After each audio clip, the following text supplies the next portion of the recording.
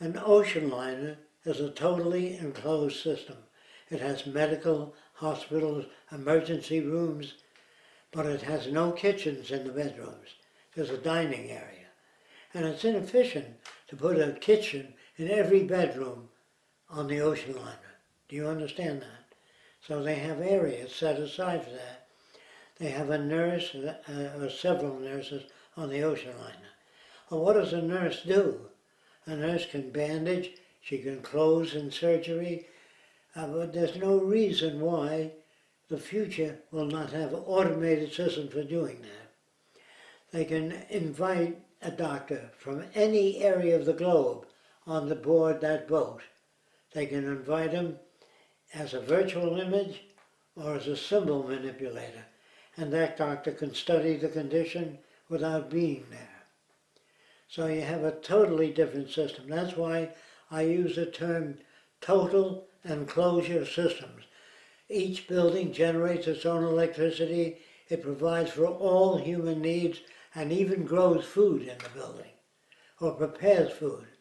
Today you have places where you have fast food, you have 15 cooks and waitresses and all that. In the future, you'll be able to extrude the food very rapidly with no people at all. You don't need people. You don't need waiters, cooks and all. What you need is the food handled the way the food is handled by people, only much faster. Remember, it takes a doctor time to diagnose. He's got to study the symbols and tell what the problem might be. In scanning by machine, it's very fast. So I can't tell you exactly what hospitals will look like or what the cities will look like, although we know that beds would be very similar, only they'll be more flexible. And not only that, the bed will have monitors built in, so that if there's any kind of emergency, the bed can stimulate you out of that emergency and call for help without you even knowing it. If you had palpitations or unusual physical condition while you're asleep, a staff would arrive. So when I say total enclosure, I mean methods for dealing with all problems that humans might have. Now, does that mean there won't be a kitchen in every home? There will be during the transition, until we realize, instead of having 5,000 homes with 5,000 sinks and 5,000 ovens and refrigerators, you have gigantic refrigerators and a food preparation system. Do you understand that? It will not be like it is today. So when people look at these cities that I drew up here, they picture conventional approaches. A bedroom, a kitchen, a dining room, a dining area, because you have people over for lunch.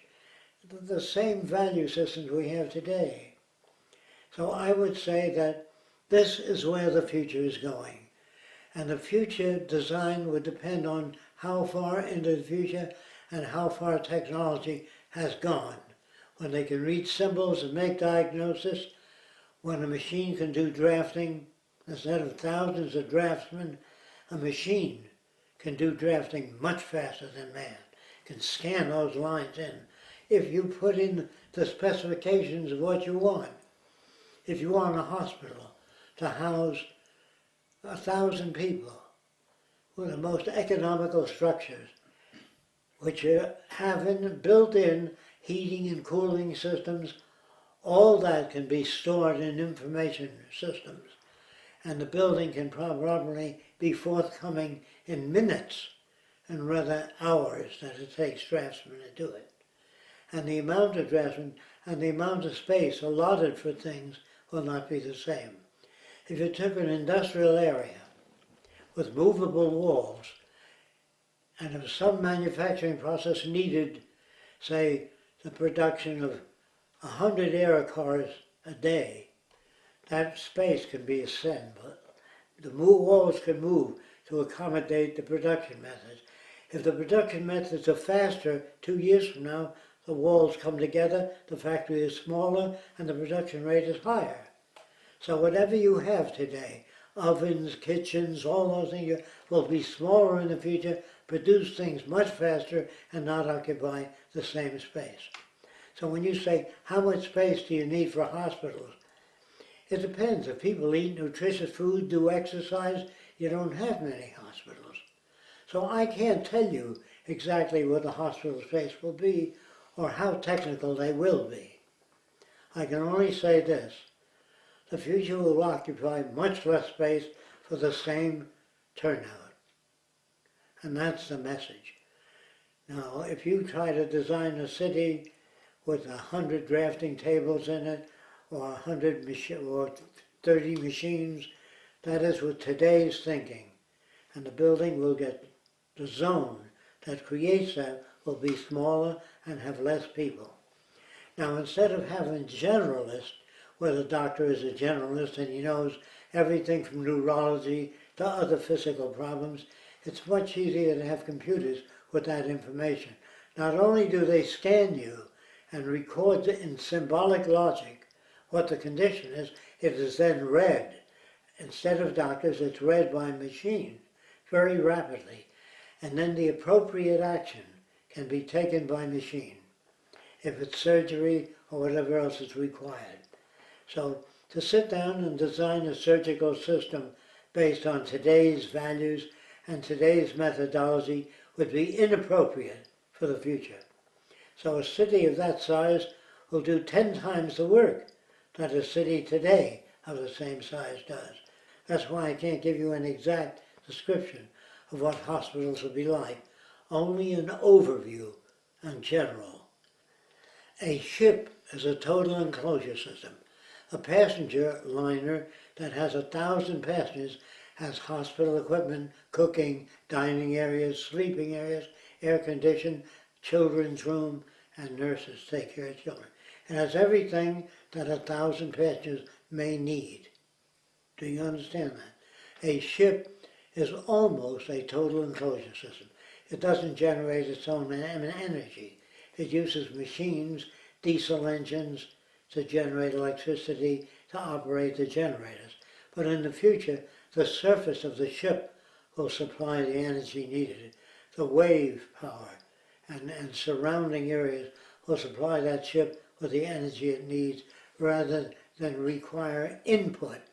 Now, most of the buildings that I draw that you see there can be put in the cities of the future on the outer perimeter. You need not. You can use the same basic drawings that I have today.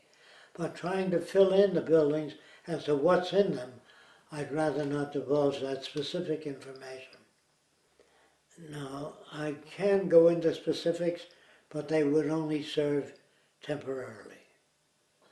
The method of delivery of people or moving people depends on the technology of the future. And it depends on how easy it is to move people. But if you have total enclosure systems, it means each system is self-operating, doesn't depend on central power, but they're all connected to the central computer and they're connected to all events in other cities.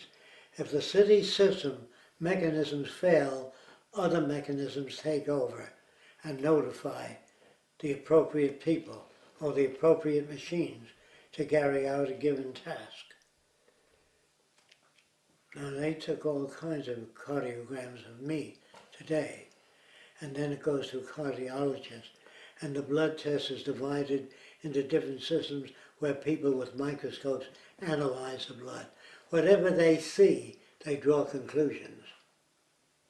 And if it's symbolic rather than visual, they draw conclusions. Machines can draw the same conclusions and many more.